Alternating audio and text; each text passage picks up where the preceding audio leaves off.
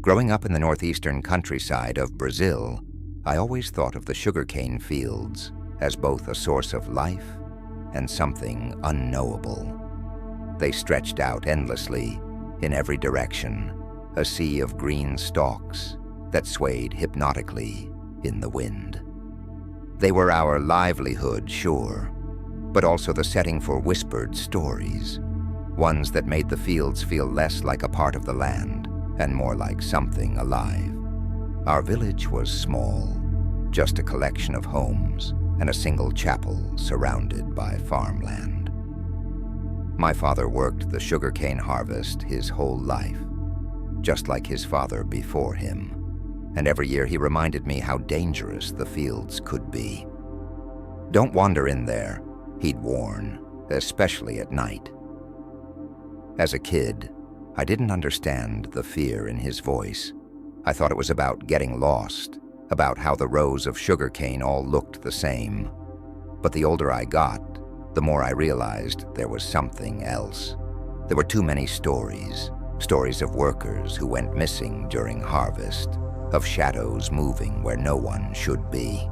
But I was 13, full of confidence and curiosity, and so was my cousin, João. He was staying with us that summer while his parents visited family in São Paulo. João was older by a year and loved taking risks. He dared me to climb trees, race down the dirt roads on our bikes, and eventually to go into the sugarcane fields at night. It was late July, the middle of the dry season, and the nights were quiet except for the hum of cicadas. João and I had overheard some older boys talking about the Encantado, a spirit that haunted the fields, punishing anyone who disturbed the land. "I bet they're just trying to scare us," João said, grinning. "You're not scared, are you?" I wasn't about to admit that I was, so we planned it out. We'd sneak out after my parents went to bed, take the flashlight from the kitchen and head into the fields. Just for a little while, long enough to prove we weren't afraid. The night we chose was moonless, the sky a deep black scattered with stars.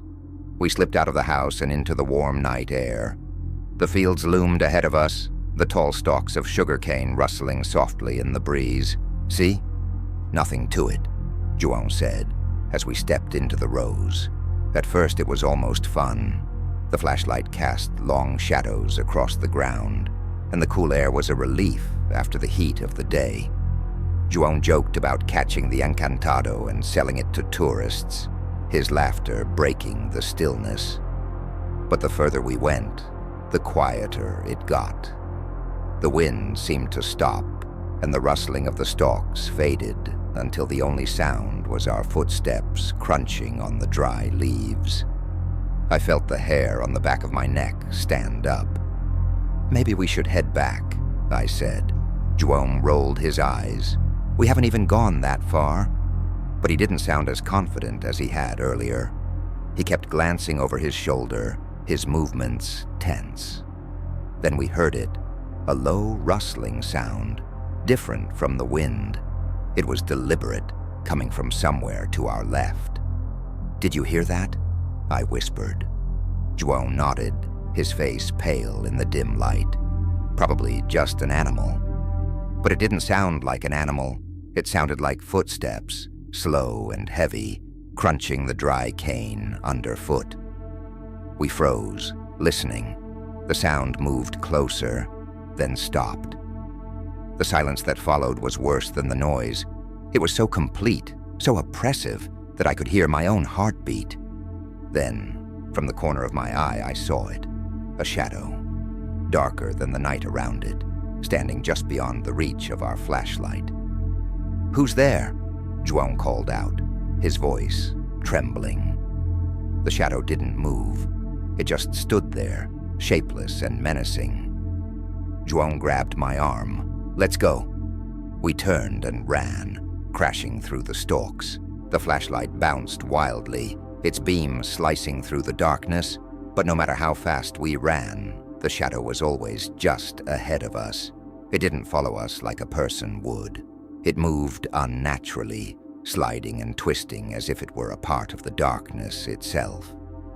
I was too scared to speak, my lungs burning as we pushed deeper into the field. I don't know how long we ran before we stumbled into a clearing. The moonlight revealed an old stone marker in the center, overgrown with weeds. Juon hesitated, staring at it. "What is this?" I didn't answer. I couldn't. The air around the marker was cold, and the silence was suffocating. Juon took a step forward, his hand reaching out to touch the stone. "Don't," I said, my voice barely a whisper, but it was too late. The shadow surged forward, wrapping around Juon like a living thing. He screamed, a sound so raw and primal that it made my blood run cold. I tried to pull him away, but it was like he was rooted to the ground. The shadow seeped into him, and his screams turned into choking gasps. His eyes rolled back, and his body convulsed. Then just as suddenly as it began, it stopped. Juon collapsed to the ground, unconscious. The shadow was gone, but the air was still thick with its presence. I dragged Juon back through the fields, sobbing and praying with every step. The journey back felt endless, the rows of cane pressing in on us like walls. When we finally reached the edge of the field, the first rays of dawn were breaking over the horizon. Juon was alive, but he wasn't the same. His hair, once dark and full, had turned stark white. His eyes, once lively and full of mischief, were hollow and distant. He wouldn't speak, wouldn't eat. My parents took him to a doctor, but there was nothing physically wrong with him. The elders in the village had a different explanation. "He saw the Encantado," one of them said, shaking his head. "It doesn't let you leave unchanged." Juon never recovered. He spent the rest of his life in silence, staring into the distance as if he could still see the shadow. As for me, I stayed away from the fields after that. But sometimes, late at night, I hear the rustling outside my window, and I know it's not the wind.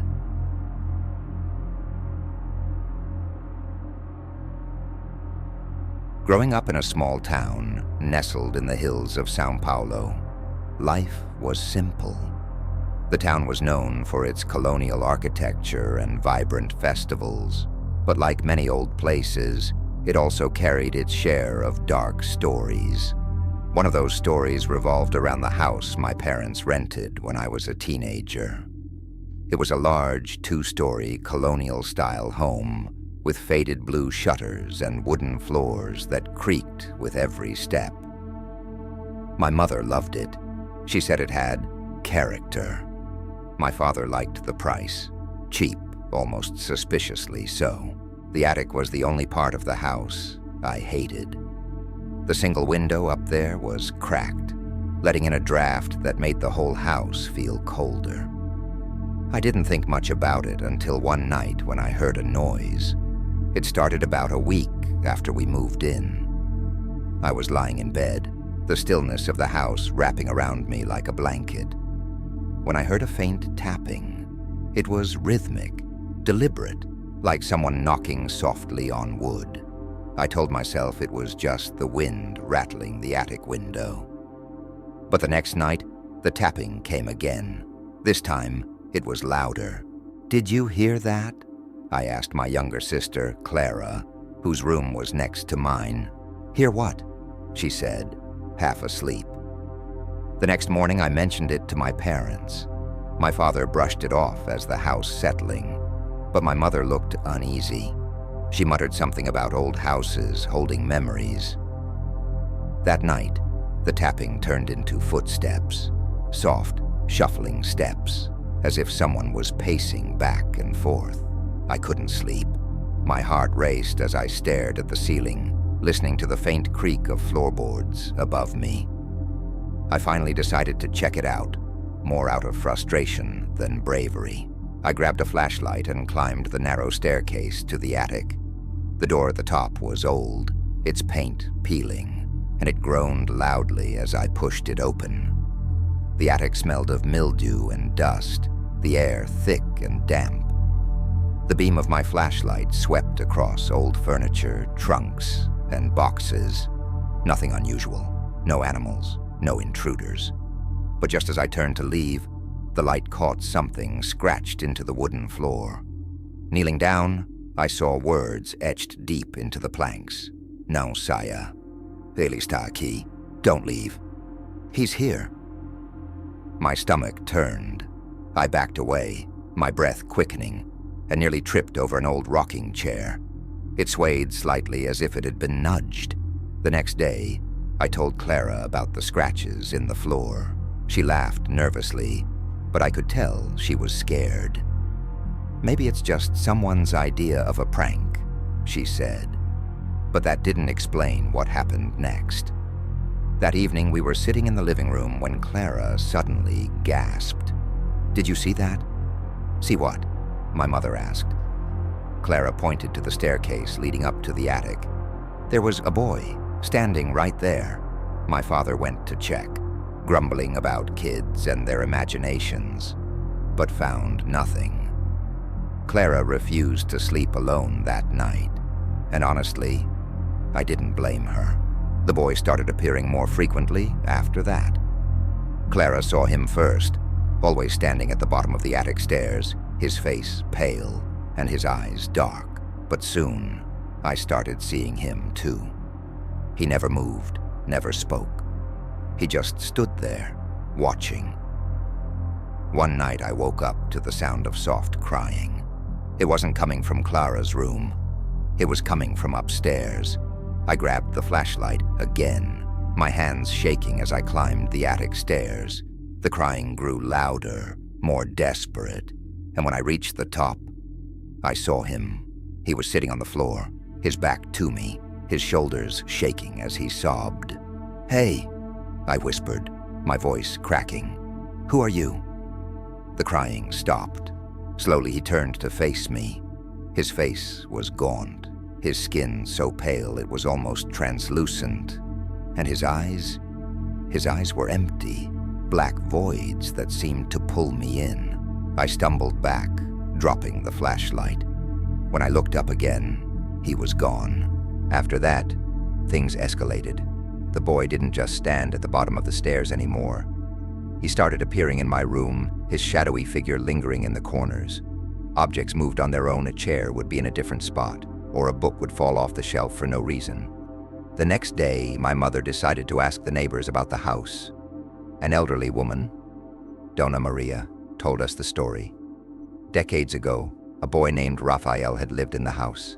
His parents were strict and often locked him in the attic as punishment. One day during a storm, the boy tried to climb out through the window and fell to his death. They never found his body, Dona Maria said, her voice trembling. But some say his spirit never left. The worst was the night I woke up to find him standing over my bed. His face was inches from mine, and I could feel the icy cold radiating from him. "Help me," he whispered, his voice hollow and broken. I screamed, and he vanished. We didn't stay in the house much longer after that. My parents were skeptical at first, but when my father found scratches on the attic door, deep gouges like someone had been clawing at it, they decided it was time to move. I don't know if Rafael's spirit is still there, trapped in that old house. But sometimes when I'm alone at night, I think I hear the faint sound of tapping, as if he's still trying to reach out. And I wonder if, in some way, he ever found peace.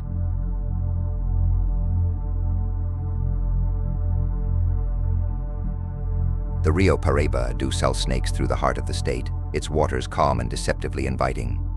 For centuries, it has been the lifeblood of countless villages and towns, providing water, fish, and a sense of identity. But the locals have always known the river demands respect. I learned this truth the hard way during a summer spent with my uncle in his remote village, Barra Escura. It wasn't on any map I could find and seemed to exist in a time apart from the rest of Brazil. Dirt roads, dense forests, and a heavy, ever-present humidity surrounded the area, creating an atmosphere both serene and suffocating. The river ran less than a kilometer from my uncle's home. Each morning I would watch as villagers approached it with buckets or nets, always moving with a quiet reverence. No one lingered longer than necessary. I noticed they never swam or played near its banks, even though the water was cool and inviting in the oppressive heat. One afternoon, I asked my uncle why no one swam in the river. He paused, his face darkening in a way that made me regret the question. "The river takes what it wants," he said finally. "You don't tempt it." His answer was maddeningly vague, but I could tell it wasn't a topic for debate. I first heard the whispers about the Menino da Agua a few days later. It was a tale passed quietly between villagers, often dismissed with nervous laughter, but never quite forgotten. The story went like this decades ago. A boy named Antonio had drowned in the river while playing too close to its edge. His body was never recovered, and since then, strange occurrences plagued anyone who ventured too far into the water. It's just a tale to scare kids, I thought. But curiosity has a way of overriding good sense. One suffocatingly hot afternoon, I decided to cool off by the river. My uncle was out in the fields, and the house was unbearably still. Armed with nothing but a bottle of water and my growing impatience with rural life, I made my way down the narrow trail that led to the riverbank. The air grew cooler as I approached the water, the dense foliage casting long shadows. The river itself was beautiful, its surface shimmering in the sunlight. I removed my sandals and stepped into the shallows, the cool water lapping against my ankles. At first, it was peaceful. The river flowed lazily, carrying fallen leaves downstream.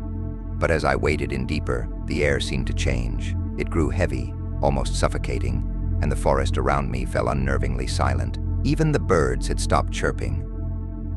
Then I saw a ripple in the water, too large to be caused by a fish. It moved slowly, deliberately, circling a few meters away. Just a current, I told myself, though my heart began to race. The ripple disappeared, and the water stilled. I exhaled, half laughing at my paranoia, when something brushed against my leg. It was soft, almost like a hand. I froze, the chill of the water now biting. I looked down, expecting to see a branch or some floating debris, but the water was murky, hiding whatever lay beneath. Then, from the corner of my eye, I saw him. At first, it was just a faint shape, barely visible beneath the surface, a child's face, pale and distorted by the ripples. His eyes were open, wide and unblinking, staring up at me with an intensity that rooted me to the spot. My breath caught in my throat as the figure moved closer, his features becoming clearer. Wet, matted hair clung to his face, and his lips were blue, as if he had just been pulled from the depths. But it was his eyes that terrified me, the most dark, endless voids that seemed to pull at my very soul.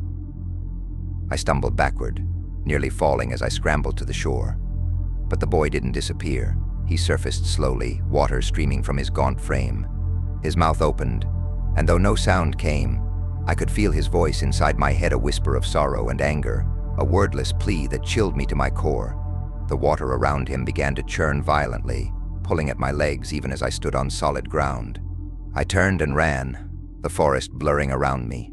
The path back to the house seemed longer than before, the oppressive silence broken only by the pounding of my heart. When I burst through the door, my uncle was already there, his face grim. He didn't ask where I'd been. He didn't need to. "You saw him," he said simply. I nodded, unable to speak. That night, my uncle told me the truth, or at least as much of it as he dared. The boy was real. Antonio had indeed drowned in the river all those years ago, but the circumstances were far darker than the villagers admitted. Rumor had it that Antonio had been pushed by another child, a jealous rival. No one ever confessed, and no justice was served. Since then, the river seemed to demand retribution. Every few years, someone went missing, pulled beneath the water by unseen hands. The villagers believed it was Antonio's spirit, trapped and angry, lashing out at anyone who dared to disturb his watery grave. "We live with the river," my uncle said. "But we don't challenge it. You were lucky to escape." I wish I could say I never went near the river again, but curiosity has a way of lingering. The image of that boy haunted me, his hollow eyes, his silent plea. A week before I left Barra Escura, I returned to the river, this time keeping a safe distance from the edge. I stood there, watching the water flow, and felt a strange mix of fear and pity. "Antonio," I whispered, my voice trembling. "I'm sorry." The water rippled, and for a moment I thought I saw a figure standing in the shallows. But when I blinked, it was gone. I don't know if the river will ever release him, or if it will continue to take what it wants. But I do know one thing: the Rio Paraíba do Sul is not just a river. It's a force, ancient and unyielding, and it remembers.